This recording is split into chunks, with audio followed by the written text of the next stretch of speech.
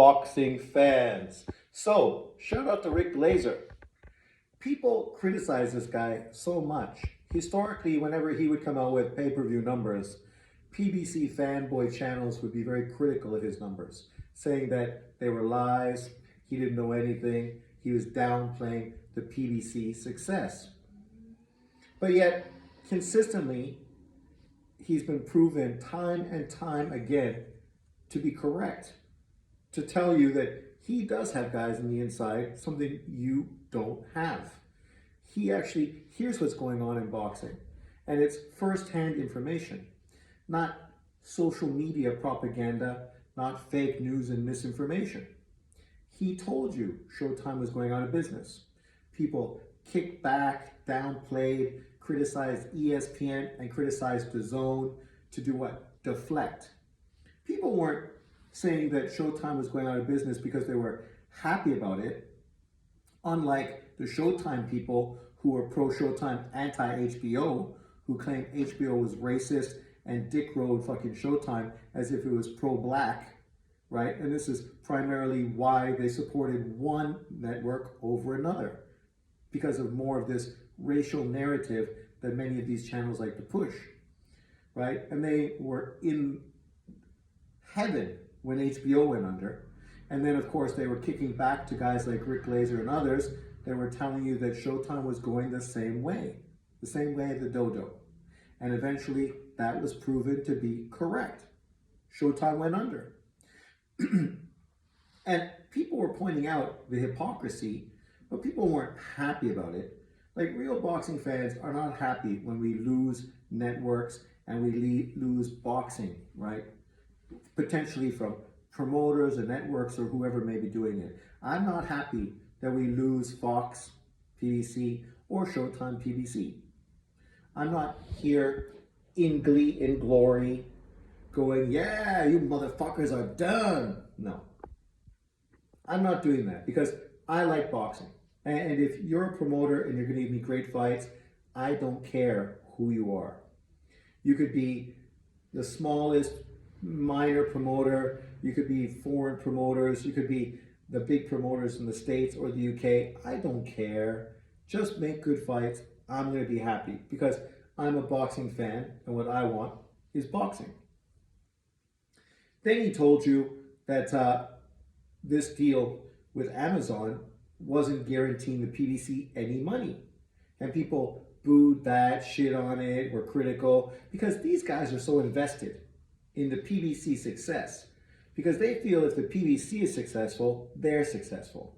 Because they've tied themselves together with the PBC. So everything is pro-PBC and anti-everything else. But yet, once again, this was proven incorrect.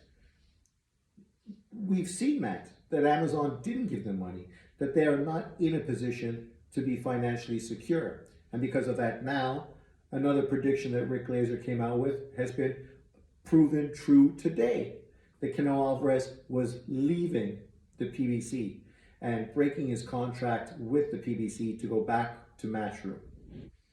If the PBC was having so much success and was getting so much money from Amazon, a company that could actually afford to pay money, like, I don't understand how you do a contract with a group of people like them, but somehow you don't get anything out of it.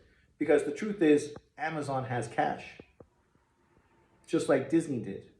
For these guys to throw money into boxing, it doesn't really hurt their profit line. Not really. But nonetheless, once again, Rick Glaser was proven absolutely correct, right? And whether you like it or not, it just is the way it is. Canelo left, which obviously means Matchroom and DAZN is getting a boost. Bud Crawford is now out the door as well, which means that he's a free agent, and it'll be interesting to see where he goes next and what fight is made. For me, it's not as if I'm hoping these fighters don't fight PBC fighters, because that's not true. I want Canelo Alvarez to fight David Benavidez, and I felt it was going to be much easier with him being a part of the PBC. Now that he's part of Matchroom, the likelihood of that happening seems more remote, more distant. And as far as Bud Crawford, I wanted to see him potentially fight Tim Tszyu, right? And I don't know what the likelihood of that fight happening now is because he's no longer with the PBC either. So these bring up a lot of questions that you and me as boxing fans want to know because we want to know what fights can we expect to see in the future. I'm not happy Canelo Alvarez left the PBC, just like I wasn't sad when he signed a 3-fight deal to join the PBC. I'm not making money off of Canelo Alvarez signing with this promoter or that promoter. I don't care. I praised him for doing it, just like I praised Haney for doing it. These guys literally cross over to make fights. That's what you want boxing fans to do, right? So all I want to see is fights get made and the politics of boxing get out of the way of stopping fights from being made. And I think if you're a hardcore fan, you probably agree with me and understand this has nothing to do with race or American-centric behavior or anything else. It's just about boxing. I don't want the PBC to go under. I wanted the PBC to join DAZN, making it far easier for me to see PBC fights in Taiwan and far easier to now work with other promotional companies since they'd all be under the same umbrella. And maybe we still have a chance of that happening, depending on what happens moving forward with the current situation that the PBC finds themselves. But cross your fingers and let's see how this unfolds. Leave your comments below. What do you think?